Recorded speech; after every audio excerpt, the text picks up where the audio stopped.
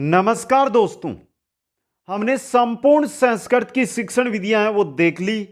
इसके बाद आज हम देखने जा रहे हैं संस्कृत शिक्षण विधियों के 51 टॉप के महत्वपूर्ण प्रश्न। दोस्तों, विगत परीक्षाओं में आए हुए ये महत्वपूर्ण प्रश्न है जो एक बार आप जरूर देखें और जो भी साथी हमारे साथ जुड़े हुए हैं वो अपने मित्रों के पास शेयर जरूर कर दें इनको, क्योंकि सभी साथी है जो रीट सीटेट यूपीटेट की तैयारी कर रहे हैं उनके लिए ये इंपॉर्टेंट रहने वाले हैं। तो क्वेश्चनों की ओर चलते हैं। लाइक कीजिए, शेयर कीजिए और जो नए साथी है वो चैनल को सब्सक्राइब जरूर कर लें। पहला क्वेश्चन आपके स्क्रीन पे, शिक्षक प्रशिक्षण से वृहत्तम योजना अस्ति। शिक्षक प्रशिक्षण से वृहत्तम योजना अस्ति, इंपॉर्टेंट क्वेश्चन आपके लिए। कौन सी है? निष्ठा योजना। दोस्तों, कौन सी योजना है? निष्ठा योजना है। इंपॉर्टेंट क्वेश्चन है आपके लिए एग्जाम की दृष्टि से ये, और एग्जाम के अंदर ये क्वेश्चन आता है। दोस्तों, यहां से अगर कुछ हटकर क्वेश्चन बनता है तो यह बन सकता है आपके लिए कि निष्ठा योजना को प्रारंभ कब किया गया। निष्ठा योजना को प्रारंभ कब किया गया मित्रों? यह भी इंपॉर्टेंट क्वेश्चन आपके लिए बन सकता है। दोस्तों, तो इसको भी आपको याद रखना है। 2019 के अंदर इसको प्रारंभ किया गया था त्रिपुरा राज्य से। कहां से? त्रिपुरा राज्य से। दोस्तों, इसके तहत जो स्कूलों में शिक्षक है उनको प्रशिक्षण दिया जाएगा। दोस्तों, आगे चलिए नेक्स्ट क्वेश्चन में, व्याकरण शिक्षण से श्रेष्ठ विधि अस्ति। व्याकरण शिक्षण से श्रेष्ठ विधि अस्ति, यानी व्याकरण शिक्षण की श्रेष्ठ विधि है आगमन विधि, निगमन विधि, आगमन निगमन विधि या सूत्र विधि। कौन सी है? पढ़ी थी हमने, व्याकरण शिक्षण की विधियां हमने पढ़ी थी, तो कौन सी है? आगमन निगमन विधि व्याकरण शिक्षण की सर्वश्रेष्ठ विधि होती है ये। नेक्स्ट क्वेश्चन नंबर 3 में चलिए, भाषा शिक्षण से उचित कर्म है वर्तते। भाषा शिक्षण का उचित सही कर्म कौन सा है? इनमें से कौन सा? इंपॉर्टेंट क्वेश्चन है ये भी आपके लिए। बताइए मित्रों। सबसे पहले सुनना, उसके बाद निरीक्षण करना, उसके बाद अनुकरण करना। तो देखिए कौन सा है यहां पर, श्रवण निरीक्षण अनुकरण द्वारा। ब ऑप्शन देखिए यहां पे सही रहेगा। आप क्वेश्चन नंबर 4 में चलते हैं, यस्मिन विदो व्याकरण से पृथक गुरुपेण शिक्षणम न कार्यत। सूत्र विदो, भाषा संसर्ग विदो, आगमन विदो या पारायण विदो। तो यस्मिन विदो व्याकरण से पृथक ग्रुपेण शिक्षणम न कार्यते। कौन सी विदो?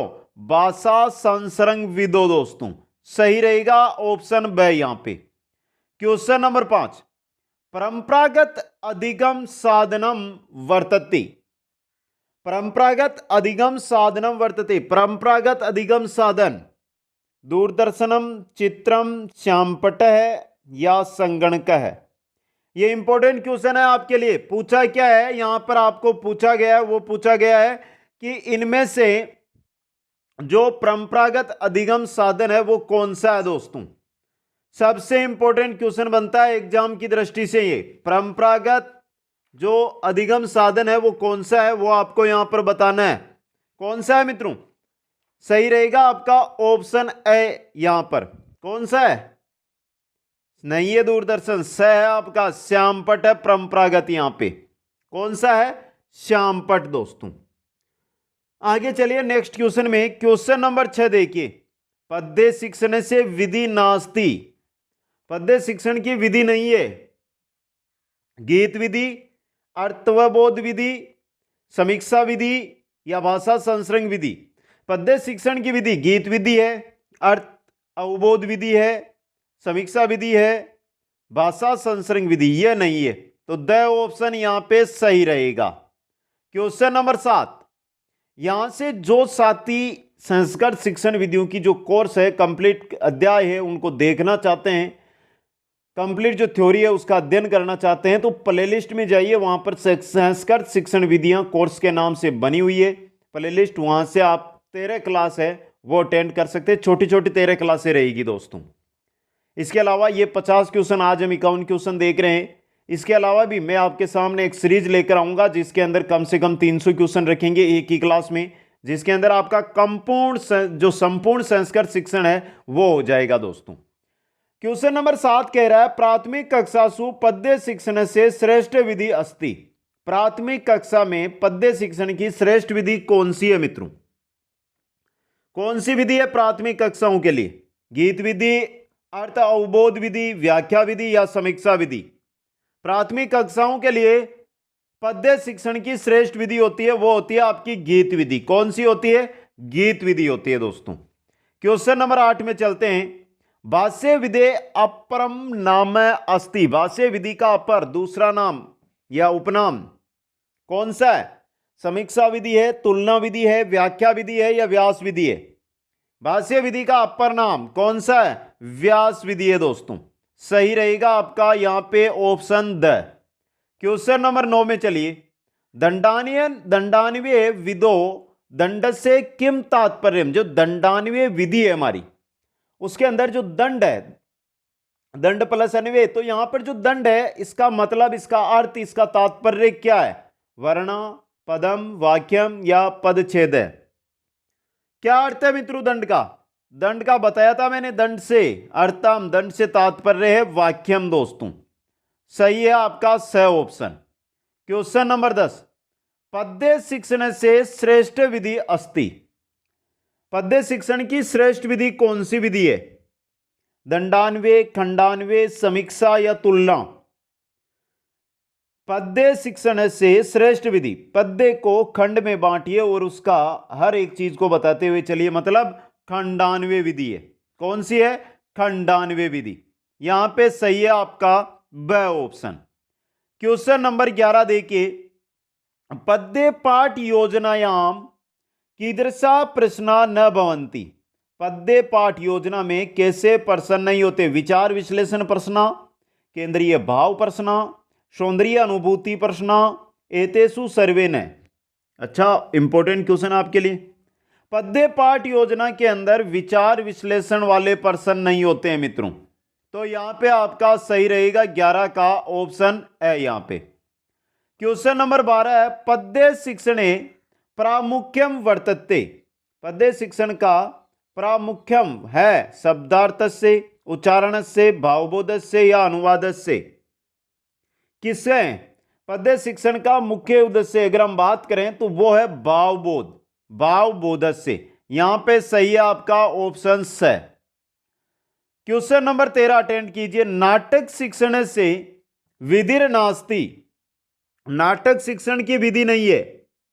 आदर्श नाट्य विधि है, रंगमंच विधि है, व्याख्या विधि है, समीक्षा विधि। यह नाटक शिक्षण की विधि नहीं है आपकी, तो यहां पे 13 में द ऑप्शन सही रहेगा। क्वेश्चन नंबर 14 देखिए। विद्यालयेषु संसाधन दृष्टया नाटक से श्रेष्ठ विधि अस्ति। विद्यालय में संसाधन की दृष्टया से नाटक की श्रेष्ठ विधि कौन सी है? रंगमंच विधि है, आदर्श नाट्य विधि है, कक्षा अभिनय विधि है या व्याख्या विधि है? कौन सी विधि है मित्रों? इंपॉर्टेंट क्वेश्चन ये भी। विद्यालय संसाधन की दृष्टि से नाटक की श्रेष्ठ विधि की अगर हम बात करें तो वो आपकी रहेगी कक्षा अभिनय विधि। कौन सी रहेगी मित्रों? कक्षा अभिनय विधि रहेगी। स ऑप्शन है जो यहां पे सही रहेगा। क्वेश्चन नंबर 15 देखिए। नाटक से आदर्श नाट्यो विदो अभिनय क्रियते। जो आदर्श नाट्य विधि है नाटक की, इसके अंदर अभिनय कौन करता है? अध्यापिकेन, छात्रे, अध्यापिकेन छात्रे चे या न कॉपी? कौन करता है मित्रों इसके अंदर अभिनय? आदर्श नाट्य विधि के अंदर अध्यापक के द्वारा, अध्यापक स्वयं इसके अंदर जो अभिनय है उसका कार्य करते हैं दोस्तों। क्वेश्चन नंबर 16 देखिए। उद्बोधन विधि अस्ति। उद्बोधन विधि अस्ति। गद्य से, पद्य से, अनुवाद से, व्याकरण से, किनकी है उद्बोधन विधि? उद्बोधन विधि ये गद्य की है मित्रों। गद्य की शिक्षण विधि होती है उद्बोधन विधि आपकी। क्वेश्चन नंबर 17 है। प्रवचन विधि भेदे नास्ति। प्रवचन विधि के इनमें से भेद नहीं है। परिभाषा, टीका, कोश, वस्तु प्रदर्शनम।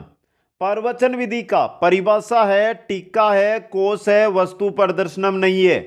तो यहां पे आपका 17 का सही रहेगा ऑप्शन द।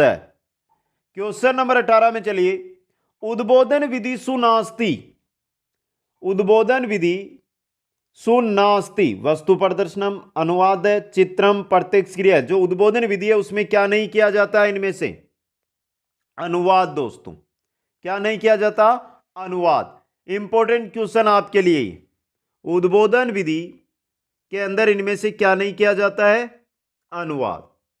आगे चलते हैं क्वेश्चन नंबर 19 के अंदर, पाठोपरांत मूल्यांकनम भवति, पाठन समय पाठस्य समाप्तो पाठनात् पूर्व कदापि। पाठोपरांत यानी पाठ के उपरांत मूल्यांकन, जो मूल्यांकन होता है वो कब होता है? पाठन समय यानी पाठ के समय, पाठस्य समाप्तो यानी पाठ के समाप्ति पर, पाठनात् पूर्व यानी पाठ से पूर्व, या कदापि कभी भी। तो पाठ के उपरांत मतलब पाठ के समाप्त होने पर, पाठस्य समाप्तो ये मूल्यांकन होता है। 19 में ब सही रहेगा। क्वेश्चन नंबर 20, अनुवाद से भेदा संति, अक्षरश अनुवाद है, छाया अनुवाद है, तथ्यानुवाद है, या उपरोक्ता सर्व? अनुवाद से भेदा संति, अक्षरश अनुवाद होता है, छाया अनुवाद होता है, तथ्यानुवाद होता है। तो ये सभी उपयुक्ता सर्वे सही रहेगा, द ऑप्शन। क्वेश्चन नंबर 21 है, अनुवाद से विधि नास्ति, इनमें से अनुवाद की विधि नहीं है।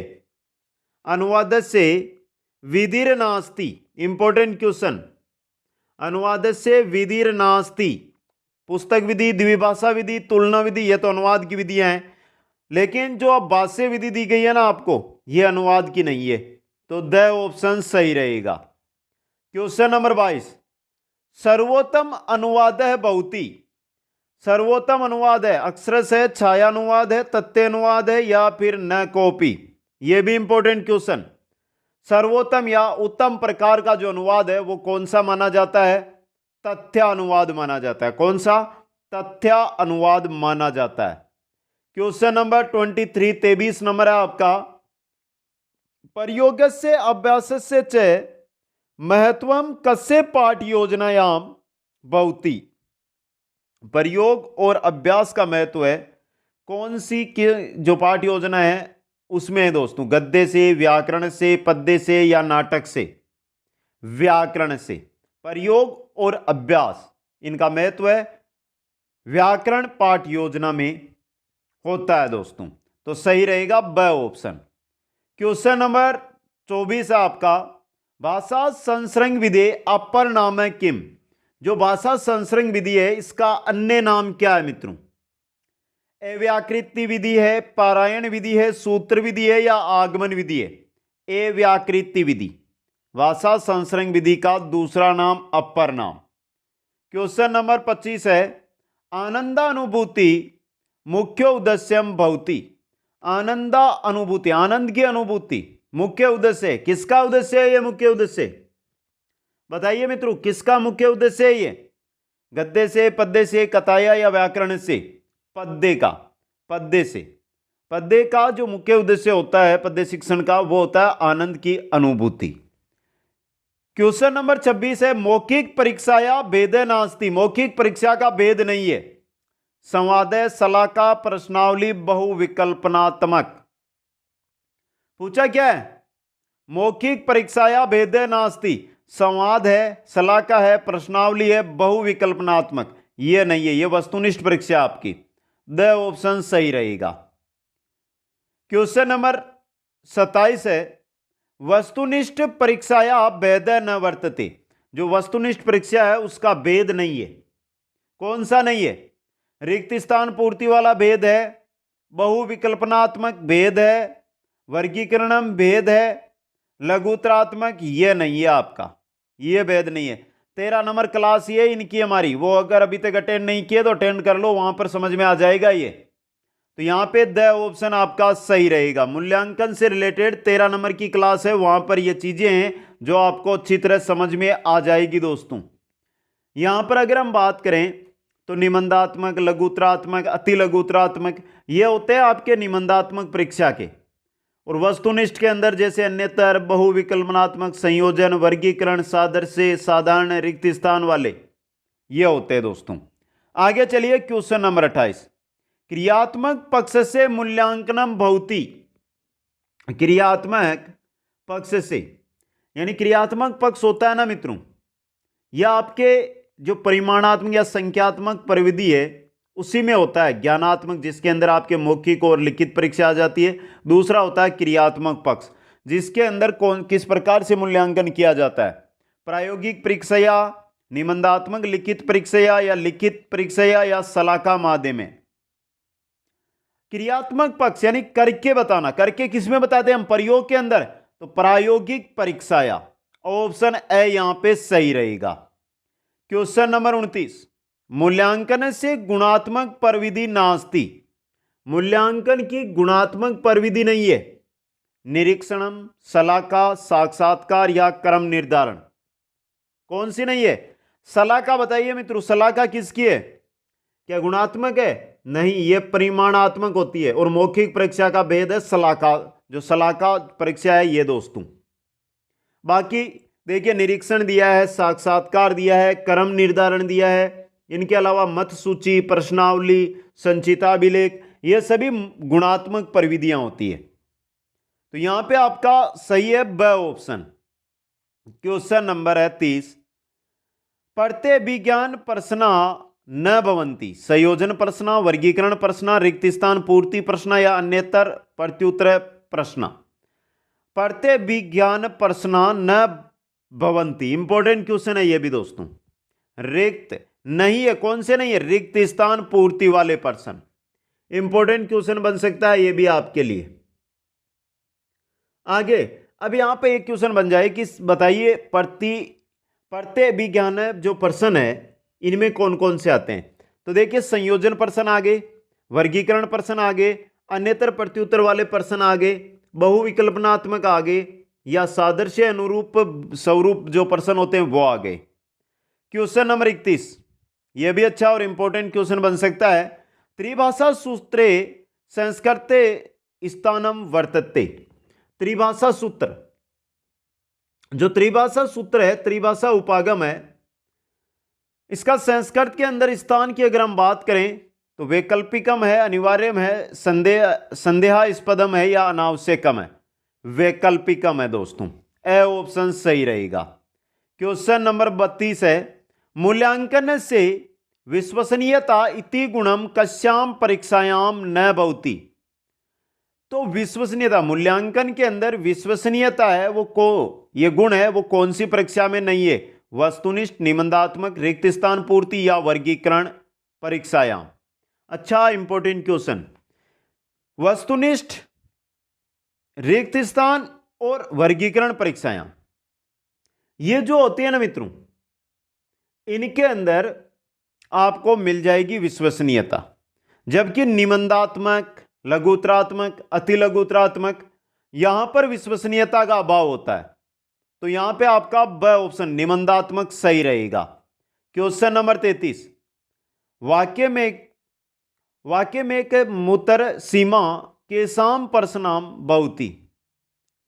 वाक्य एकम उत्तर सीमा यानी कि एक उत्तर सीमा, एक ही वाक्य में उत्तर सीमा किन प्रश्नों के अंदर होती है मित्रों? जो भी प्रश्न दिया जाए उसका उत्तर आपको देना रहता है। तो वो वाक्यम एक है, एकम उत्तरम सीमा, यानी वाक्य एक जो वाक्य है उसमें उत्तर की सीमा है किन प्रश्नों में होती है? वस्तुनिष्ठ प्रश्न नाम, अति लघुत्तरात्मक प्रश्न नाम, लघुत्तरात्मक प्रश्न नाम या वर्गीकरण संबंधी प्रश्न नाम। अच्छा और इंपॉर्टेंट क्वेश्चन आपके लिए और सही रहेगा अति लघुत्तरात्मक प्रश्न नाम। यानी अति लघुत्तरात्मक जो प्रश्न होते हैं उनके अंदर जो उत्तर सीमा होती है वो एक वाक्य की होती है। तो सही यहां पे आपका ब ऑप्शन है। क्वेश्चन नंबर 34 है। मूल्यांकन से प्रसिद्धा भेदा भवंती। मूल्यांकन के प्रसिद्ध भेद है एका, द्वो, त्रिया, चत्वार। इंपॉर्टेंट और अच्छा क्वेश्चन। मूल्यांकन के भेद है, यहां पर आपको पूछा गया है कि मूल्यांकन के प्रसिद्ध वेद कितने हैं दोस्तों? तो बताइए, मूल्यांकन के प्रसिद्ध 2 वेद है मित्रों, 2 वेद है। अब देखिए यहां पर मूल्यांकन के प्रसिद्ध वेद है 2, एक आंतरिक, समझना यहां से आप, आंतरिक, और दूसरा है जो आपका वो है बाह्य। कौन सा है? बाह्य। अब इसी को, आंतरिक को ही हम बोल सकते हैं मौखिक, ये तरीका बनाया गया है, मौखिक बोल सकते हैं, और बाह्य को हम बोल सकते हैं लिखित। ये देखिए 2 ही वेद है। आगे चलिए क्वेश्चन नंबर 35 में, पाठस्य समाप्ते प्राकः मूल्यांकनम क्रियते। पाठः समाप्ते प्राकः मूल्यांकनम क्रियते, यानी पाठ समाप्ति से पहले मूल्यांकन। कौन सा पाठ? पाठांतर्गतम, पाठोपरांतम, उभोनेव या उभो। पाठांतर्गतम यानी पाठ के बीच में जो मूल्यांकन हो, पाठ समाप्ति से पहले तो वही होगा। क्वेश्चन नंबर आपका 36 है, मूल्यांकन उपागम से प्रतिपादक अस्ति। जो मूल्यांकन उपागम है इसके प्रतिपादक कौन है मित्रों? तो देखिए बीएस बल्यूम है, रूसो है, स्किनर है या स्पेंसर है? बताओ, अच्छा क्वेश्चन है आपके लिए ये। कौन है? बीएस बल्यूम है दोस्तों। इनके मत के अनुसार जो शिक्षा है ना मित्रों, वो त्रिआयामी है। क्या है? त्रिआयामी। त्रिआयामी प्रक्रिया होती है शिक्षा। अब कैसे होती है त्रिआयामी? इन्होंने 3 आयाम बताए मित्रों। अगर इनकी हम बात करें तो इनके अंदर देखिए मित्रों, सबसे पहले उद्देश्य निर्धारण, उद्देश्य निर्धारण। उसके बाद शिक्षण प्रक्रिया की बात कर लें, शिक्षण प्रक्रिया, और उसके बाद मूल्यांकन। यह बताई थी आपके बीएस बल्यूम ने, जिन्होंने मूल्यांकन उपागम है वो दिया दोस्तों। 37 नंबर क्वेश्चन में चलते हैं हम। मूल्यांकन से वैशिष्ट्यम नास्ति, सतत प्रक्रिया, व्यापकम प्रक्रिया, व्यक्तित्व से एकस्मिन् पक्षे बलम, उद्देश्य निष्ठ प्रक्रिया। मूल्यांकन से वैशिष्ट्यम नहीं है, यानी विशेषता नहीं है मूल्यांकन की। सतत प्रक्रिया है, व्यापक है, व्यक्तित्व से एकस्मिन् पक्षे बलम, यह नहीं है मित्रों आपकी। यहां पे स ऑप्शन सही रहेगा। क्वेश्चन नंबर 38 है, मूल्यांकन प्रविधि कतिविध है। मूल्यांकन प्रविधि कतिविध है? कितनी विधियां है मूल्यांकन की? द्विविध है। ऑप्शन ए यहां पे सही रहेगा। कौन कौन सी? एक तो संख्यात्मक, जिसको हम परिमाणात्मक बोलते हैं, दूसरी है गुणात्मक। क्वेश्चन नंबर 39, बल्यूम मते शिक्षा आसित द्विआयामी, त्रिआयामी, एकायामी, बहुआयामी। अभी बताया था मैंने, शिक्षण प्रक्रिया, उद्देश्य और मूल्यांकन, त्रिआयामी प्रक्रिया। बल्यूम मत के अनुसार शिक्षा त्रिआयामी प्रक्रिया है दोस्तों। क्वेश्चन नंबर 40 है, मूल्यांकन से परिमाणात्मक प्रविधि अपर नाम है। मूल्यांकन से परिमाणात्मक प्रविधि अपरम नाम अस्ति। गुणात्मक प्रविधि, संख्यात्मक प्रविधि, उबो उबोनेव। यह बहुत अच्छा और इंपॉर्टेंट क्वेश्चन, मैंने 3 बार बोल दिया इसका नाम। परिमाणात्मक, जिसको हम प्रतिशत में लिख सकते हैं, जैसे 25%, 90%। तो यह क्या आपकी संख्यात्मक प्रविधि होती है, मतलब ब ऑप्शन सही रहेगा। क्वेश्चन नंबर 41 है आपका, सतत व्यापक मूल्यांकन से पक्षा भवंती। संज्ञानात्मक पक्ष है, संज्ञानात्मक पक्ष है, उभो यानी दोनों, या क्रियात्मक पक्ष है। सतत और व्यापक मूल्यांकन, सतत और व्यापक मूल्यांकन के पक्ष है कौन से? संज्ञानात्मक और संज्ञानात्मक। सही रहेगा आपका ऑप्शन स, उबो। क्वेश्चन नंबर 42, सतत व्यापक मूल्यांकन से उद्देश्यम नास्ति। क्या उद्देश्य नहीं है? पहला, निदान पूर्वक उपचारात्मक शिक्षणम। यह तो है कि निदान कीजिए और उसके बाद उपचारात्मक शिक्षण दीजिए। रटन प्रवृत्ति मुक्ति, नटन प्रवृत्ति से मुक्ति। शिक्षण से बाल केंद्रीकरण, जो शिक्षण है उसको बाल केंद्रीकरण, यानी केंद्र किसको बनाया जाए? बालक को। छात्राणाम कार्यभार आधिक्यम नहीं, छात्रों के कार्यभार में अधिकता नहीं, कमी करना। तो यहां पे द ऑप्शन आपका सही रहेगा। क्वेश्चन नंबर 43 देखिए, केंद्रीय माध्यमिक शिक्षा बोर्ड दशम कक्षायाम सतत व्यापक मूल्यांकनम कदा प्रारब्धम। सीसीई को केंद्रीय माध्यमिक शिक्षा बोर्ड सीबीएसई ने कक्षा 10 के अंदर सतत व्यापक मूल्यांकन है इसको प्रारंभ किया। कब प्रारंभ किया था? 2010-11 में। 2010-11 में। कक्षा 9 का पूछे तो 2009-10 के अंदर बताना आपको, 2009-10 के अंदर। क्वेश्चन नंबर 44 है, सतत व्यापक मूल्यांकने परीक्षणम क्रियते। प्रारंभिक परीक्षणम, योगात्मक परीक्षणम, उबो या उबोनेव। सतत व्यापक मूल्यांकन के अंदर परीक्षण उबो यानी प्रारंभिक परीक्षण भी होते हैं और योगात्मक परीक्षण भी होते हैं। प्रारंभिक और योगात्मक दोनों परीक्षण होते हैं, इंपॉर्टेंट है ये आपके लिए। अब देखिए मित्रों, जो प्रारंभिक जो आपका होता है परीक्षण फॉर्मेटिव टेस्ट, जिसके अंदर 4 परीक्षण होते हैं, ये पहला, ये दूसरा, 2 हो गए। इनके बाद योगात्मक होगा आपका एक क्या होगा? योगात्मक परीक्षण होगा। ये इंपॉर्टेंट क्वेश्चन बन सकता है। योगात्मक यानी समेटिव टेस्ट, ये यहां पर हो जाएगा आपका योगात्मक परीक्षण। ये हो गया पहला योगात्मक, फिर होगा तीसरा, फिर होगा चौथा, और फिर यहां पर हो जाएगा आपका सेकंड योगात्मक परीक्षण। इन 10, 10, 10 और 10 ये तो कुल होगा आपके 40% का। कौन सा?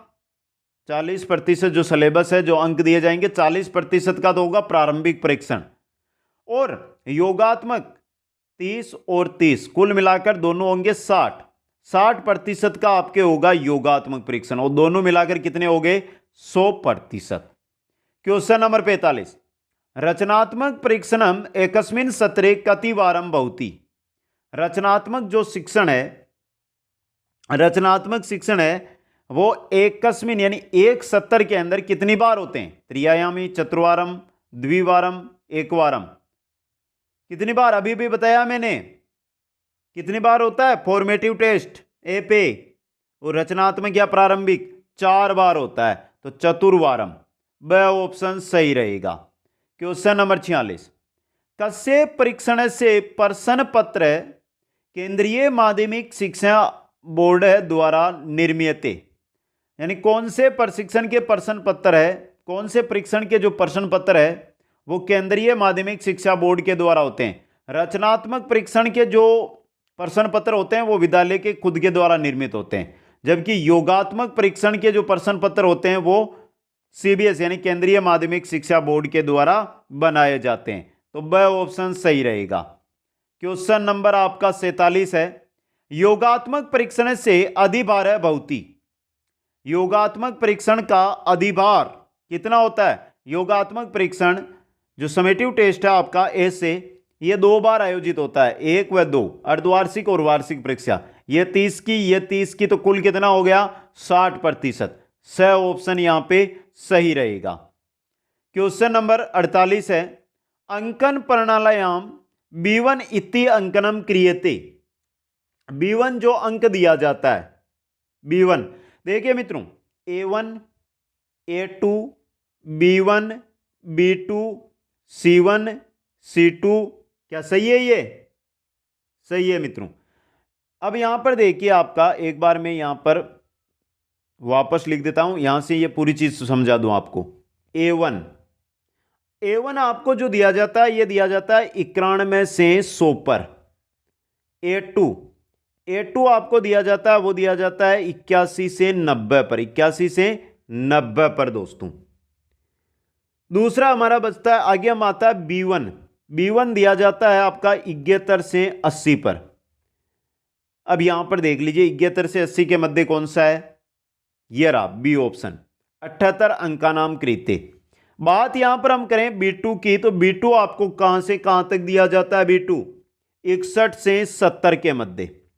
C1 की अगर हम बात करते हैं तो C1 है जो आपका, ये दिया जाता है 51 से 60 तक, 51 से 60 तक। C2 की अगर हम बात करें तो C2 दिया जाता है 41 से 50 तक, 41 से 50 तक। अब देखिए A1 A2, B1 B2, C1 C2, लेकिन जो D है ना आपका, D सिर्फ D ही आता है, डी सिर्फ डी ही आता है जो 33 से 40% अंक प्राप्त करने पर दिया जाता है। फिर आता है इवन। इवन है जो आपका ये दिया जाता है 21 से लेकर 32 तक। बचा क्या? E2 जो आपके अंडर 20 यानी 20 या 20 से कम अंक आने पर E2 दिया जाता है। ये याद रखना है आपको मित्रों। अब इनके साथ जो बिंदु दिया जाता है, यहां पे 10, यहां पे 9, यहां पे 8, यहां पे 7, यहां पे 6, यहां पे 5, यहां पे 5 दोस्तों।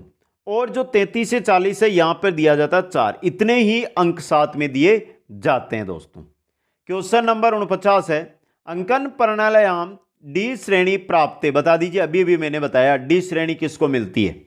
कमेंट करके बताइए मित्रों, डी श्रेणी किसको दी जाती है। इंपॉर्टेंट क्वेश्चन आपके लिए है ये, तो बताइए मित्रों डी श्रेणी किसको दी जाती है? जो 33 से 40% अंक प्राप्त करता है उसको। सही ऑप्शन। क्वेश्चन नंबर 50 है, अंकन प्राणायाम श्रेणी न भवती। E1 है, E2 है। E1 21 से 32, E2 20 से नीचे पर, C2 कहां पर मिलती है मित्रों बताइए? 41 से 50 पर C2 मिलती है। D2 सिर्फ D ही है जो 33 से 40 अंक पर मिलती है, D है, D1 D2 नहीं है, तो यहां पे द ऑप्शन सही रहेगा। क्वेश्चन नंबर 51, संस्कृत शिक्षणे संप्रेषण उपागमे कस्य प्रधानता भवति। संस्कृत शिक्षण में संप्रेषण उपागम में किसकी प्रधानता होती है? छात्र से, पुस्तक से, श्यामपट्ट से, शिक्षक से। किससे? शिक्षक से, शिक्षक की। द ऑप्शन सही रहेगा। तो मित्रों ये एक आपका टेस्ट मानकर चलो कि 51 प्रश्नों का ये टेस्ट था, जिसमें कितने पर्सन आपके यहां पे सही हुए कमेंट बॉक्स में कमेंट करके बता दें। 51 में से अगर आपके 40 प्लस सही हो रहे हैं तो मानकर चलो आपकी बहुत अच्छी तैयारी है दोस्तों। वीडियो को लाइक, शेयर और जो नए साथी है चैनल को सब्सक्राइब करें। आप सभी को बहुत बहुत धन्यवाद। जय हिंद, जय भारत।